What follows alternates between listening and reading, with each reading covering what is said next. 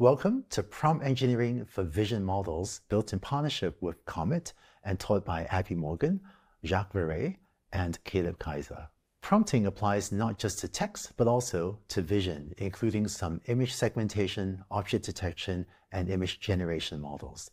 Depending on the vision model, the prompts may be text, but could also be pixel coordinates or bounding boxes or segmentation masks. In this course, you prompt Meta's Segment-Anything Model, or SAM, to identify the outline of an object by giving it some coordinates or points, or bounding boxes to help it identify the object. For example, maybe a t-shirt the dog was wearing. You also apply negative prompts to tell the model which regions to exclude when identifying an object. Using a combination of positive and negative prompts helps you to isolate the region or object that you are interested in, such as maybe a specific pattern on a t-shirt that the dog is wearing. But prompting SAM is just one example. You learn about many other tools as well as best practices for prompting, both to analyze, that is to understand images, as well as to generate or to otherwise manipulate or change images. I'm delighted to introduce our instructors for this course. Abby Morgan is a machine learning engineer who creates technical content and tutorials for the developer community. Jacques Verre is head of product at Comet, and he spearheaded the release of Comet's model production monitoring offering, and is also an active contributor to Comet's technical documentation. And Caleb Kaiser is also a machine learning engineer who works on Comet's open source and community projects like Kangas and Comet LLM. Thanks, Andrew. In the course, you'll also apply prompt engineering to image generation. For instance, you can provide the text prompt, a dragon, to the Stability Diffusion model to generate the image of a dragon, and you'll iterate on that prompt. For instance, a realistic green dragon, to get a different image of a dragon. You will also prompt the diffusion model to replace a photograph of a cat with the dragon while keeping the rest of the photograph intact. This is called in-painting, in which you edit a painting or photograph by removing a segmented object and replacing it with a generated image. For in-painting, your prompt will not only be the text, a realistic green dragon, but also an outline of the cat that the dragon will replace. You'll obtain that outline, or mask, using image segmentation. Furthermore, you'll obtain the bounding box that SAM uses as input by prompting an object detection model, this time with a text prompt, such as cute dog with a pink jacket, to generate a bounding box around that dog. You will iterate on both the prompts and the model hyperparameters that you will tune in this in-painting pipeline. Diffusion models work by transforming a sample from a simple distribution, like Gaussian noise, into a complex, learned distribution, like images.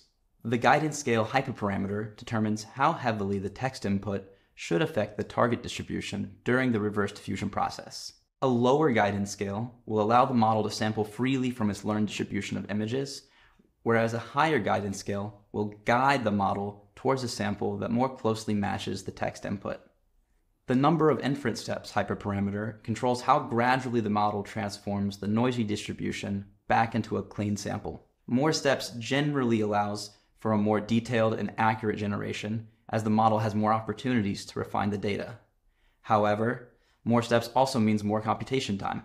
The strength hyperparameter, in the context of Stable Diffusion, determines how noisy the initial distribution is.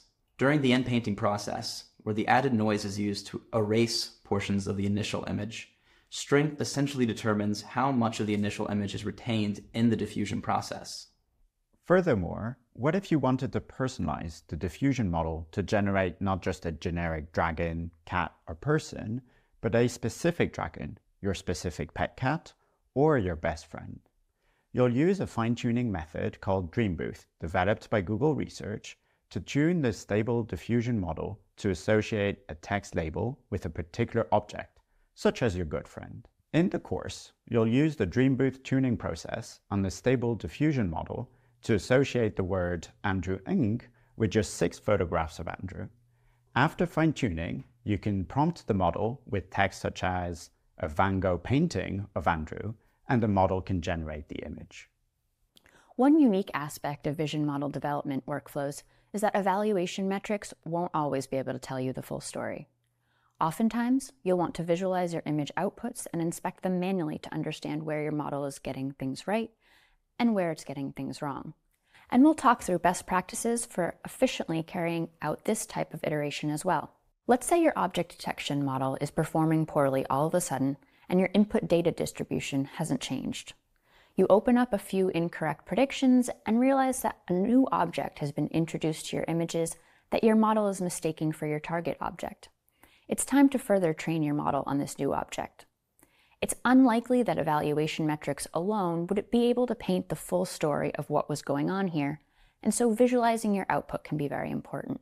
Similarly, when iterating across different sets of hyperparameters, you'll sometimes need to see the output image in order to understand how the hyperparameter values are affecting it. Experiment tracking tools can help you compare these output images side by side and track and organize which inputs lead to which outputs so you can reproduce them later on. Computer vision workflows are highly iterative, so it's valuable to track each of your experiment runs. Many people have worked to create this course. I'd like to thank, on the Comet side, Sid Mehta, Senior Growth Engineer at Comet. From deeplearning.ai, Eddie Xu also contributed to this course. In the first lesson, you'll get an overview of visual prompting for image segmentation, object detection, and diffusion models that you'll use in this course. That sounds great. Let's get started. And after finishing this course, I think you could be a real visionary when it comes to prompting.